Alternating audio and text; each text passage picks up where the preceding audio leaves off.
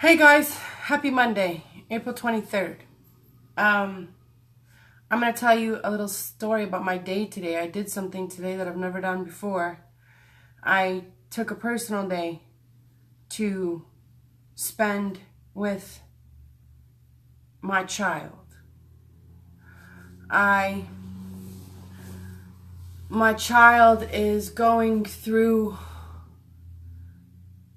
one of the biggest transitions of her life, and she feels like she doesn't have anyone to talk to really, or she feels really alone, and the things that she thought were are no longer, and much of the belief system that she held and the value system that she held that just was supposed to be a certain way, it just doesn't work anymore. It doesn't apply anymore. And so she's in a completely foreign place, feeling really uncomfortable, and she doesn't want to fall back into old behavior and like shame herself and feel like, oh, woe is me, this is being done to me, or any of that. Like, she knows, that it's a gift for me, it's not done to me. She gets all that, but she just really, really wanted some comfort after speaking with her, because all the other emotions were on the surface, like anger, vengeance, war,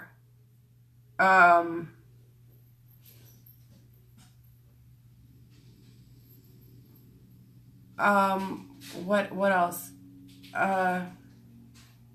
Extreme uncertainty, and I'd say disillusionment. Like, just everything, it just, nothing's as it was, and so nothing makes sense like it did, and so all these things look like one way on the surface, and after we talked for a while, we discovered that she really just feels unheard, and she really feels scared, and she really just wants some reassurance and some comfort, actually, just some comfort. And actually, Harville Hendrix, author of Getting the Love You Really Want, says that every human being, that the premise, the real need behind every human being is that every human needs to be seen, heard, and understood.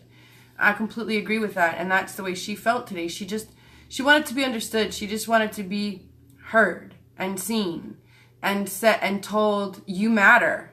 You matter.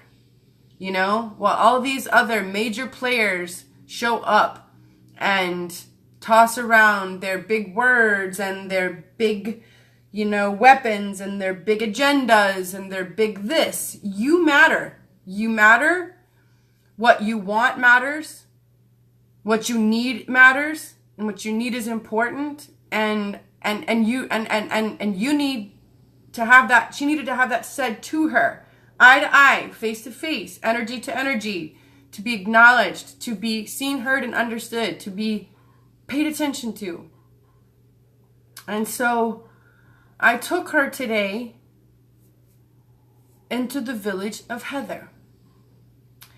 I took her into the place that I have built over the last, I don't know how many years. What are we at now? About 6 years, I guess, I've been consciously building this place and healing myself through this process.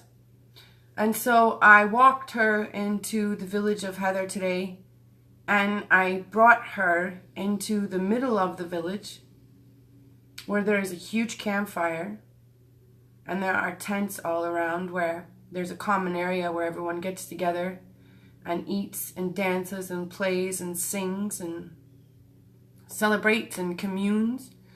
And I brought her right into the middle, and then I summoned the whole village to come and talk to her. And for those of you that are new in this process with me, the village of Heather is how I have been putting myself back together again, how I've been conscientiously healing myself, how I have been summoning, creating characters when I greet life circumstances, situations, relationships, changes, dynamics that I feel like I don't have the tools for or that I'm not yet equipped to handle. I trust that everything that comes my way is for my divine betterment. So I've wanted to get in touch with the major players, the major parts, the facets that will help me glean the knowledge and gain the tools to show up in my highest ability, in my highest capacity. And since I haven't known what that looks like, or there's no books, and I have not had a guide through this whole thing, I've created those characters for myself. And so now I have a village of Heather. And so I walked her in there today, and I introduced her, not in the order the characters came, because the first character was the first character in the village of Heather was not exactly suitable. Not exactly suitable. The first character in the village of Heather is not suitable to be around others. She is kept on the perimeter of the village of Heather. She is kept on the very edge of the island, and she faces outwards only. And she has one job, and is to keep those on the island safe. And she does not let anyone enter unless you are invited, unless you are allowed to be there. And she is not a amiable, amicable player. She doesn't want to talk with you. She doesn't want to hear what you have to say. She wants to rip off your neck and shit down your throat. She has a very distinct job, and she does it very well. So she was the first character in the village of Heather. In fact, for the longest time, that's all we had in the village of Heather. If you came to Heather's village and you approached Heather and you caught Heather off guard, or made Heather scared or anything, or Heather got scared from anything, then that's who greeted you. And it was with force and aggression, because she didn't have anybody else. So now we have these other players, and so I brought the child in, and I introduced her to Iona. Iona was the first warrior I summoned. Iona was when I cornrowed my hair. Iona was when I first got separated, and I was going to have to go through divorce with a husband who was living with his girlfriend, and I was finding out about all this stuff through social media. And I couldn't lose my shit, and I couldn't go drink, and I couldn't kill somebody, and I didn't have any other options. Those were my choices. Those had been my go-tos when things were really bad. Hurt something, hurt myself, quit, escape, destroy. That's about it. So Iona is the most formidable of warriors. She is a protector of the highest order. And she came to the village so that we didn't go under. And then after that came Miss Moneypenny.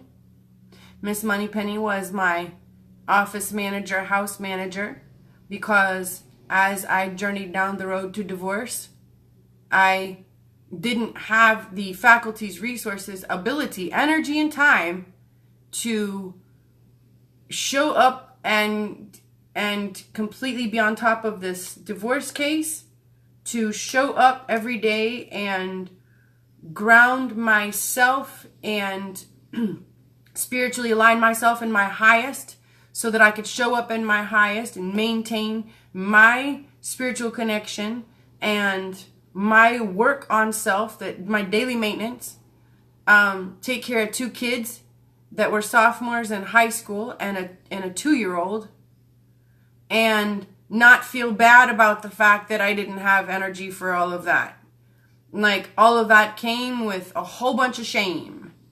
It was the shame game. And so it was a perpetual shame game because there's no way I was going to win. More was getting piled on top. And I was still only one person. And I didn't have daily maintenance yet. I didn't really have a way to show up in my highest and to consciously be Chieftess choose action versus Heather held hostage in reaction.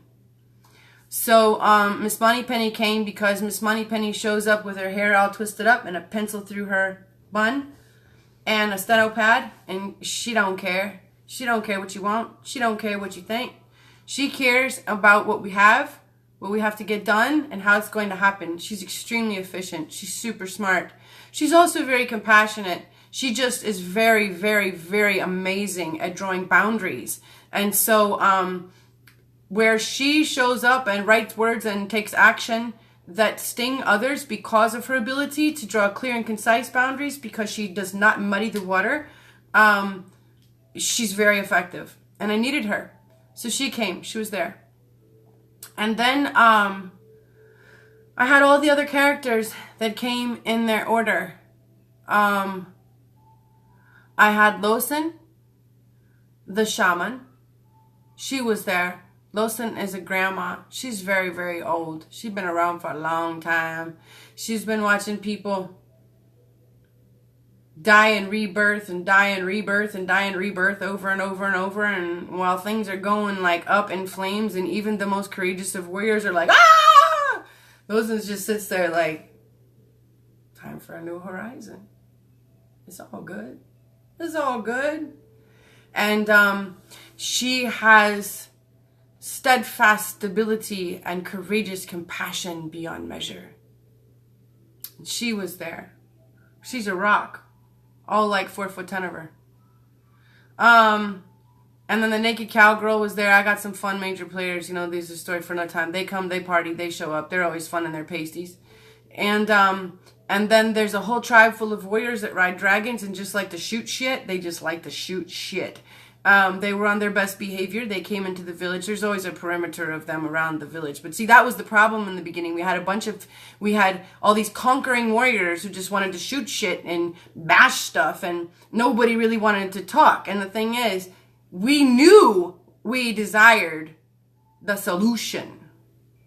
We desired a better way of living and a better way of showing up to life. So what we had wasn't working. Formidable, fun, lots of fun chaos. Not really constructive in the long run. So, Sister Eclectic was there. Sister Eclectic is my healer and cosmic connector. And she rolls around, you know, like sometimes she even fashions a big red, you know, sun disk on her head because she's Sister Eclectic and she's eclectic and she don't care.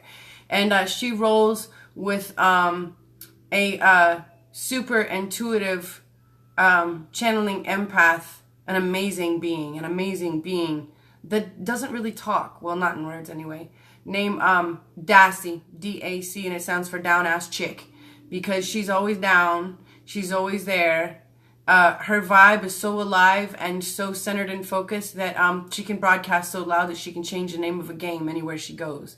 So she doesn't need to be like all blah, blah, blah in your face, because her alignment is impeccable. And so where she is, there is centeredness, there is compassion, there is unconditional love, and there is a smooth vibration. So those are the major players that were there today. And so I walked my daughter, or my child, into this village, and I brought her in, and then I put all these major players around her. And then we waited for the chieftess. We sent word to the chieftess that we were ready for her to go get the final player, who's the one that holds the perimeter on the outside. That's the Terminator. And then everyone came into the village. And so The only one that's capable of going to meet the Terminator and speak with the Terminator is the chiefess, because the chiefess is the village of Heather put together in its most harmonious state, its most beautiful state of conduction, of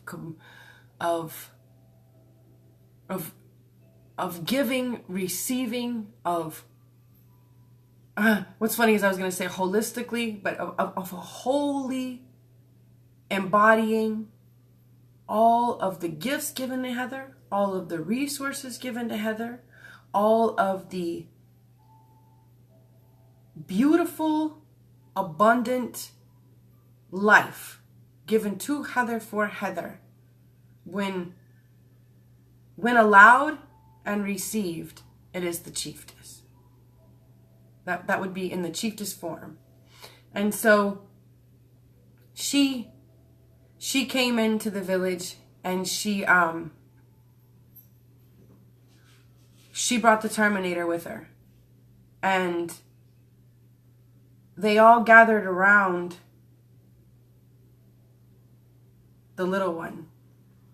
They all gathered around the little one, and each sat in front of her.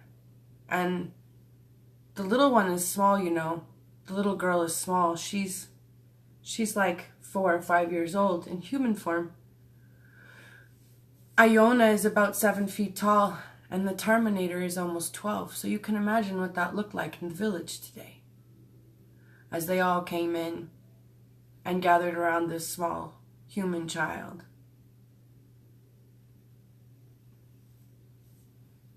And they all told her that they're all here now. And that now that they've all done the work to be here, they're always going to be around her. They asked her what she needed. They asked her what she needed to feel safe today. And they told her at that point that she didn't have to think about any of this stuff anymore. That she also didn't have to go and run and hide from any of this stuff anymore.